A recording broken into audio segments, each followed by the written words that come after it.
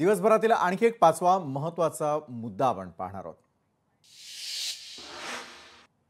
जवाहरलाल नेहरू विश्वविद्यालयाच्या छात्र संघाची मतमोजणी झालेली आहे आणि त्यानंतर JNUचे डीन स्टुडंट वेलफेअरने त्यांचा निकाल जाहीर केला। यावेळी त्यांनी 3 विद्यार्थी प्रतिनिधींची निवड करण्यात आलेली आहे। डीन ऑफ स्टुडंट अनुराधा चौधरींच्या माहितीनुसार अंडर ग्रॅज्युएट सेक्शनमध्ये गर्विता गांधी, पोस्ट ग्रॅज्युएट सेक्शनमध्ये श्रुती वर्मा आणि PhD सेक्शनमधून परन अमितावा यांची विद्यार्थी प्रतिनिधी म्हणून निवड करण्यात आलेली आहे। तर JNUच्या निवडणुकांचे निकाल स्पष्टपणे उद्या जाहीर केले जाणार आहेत।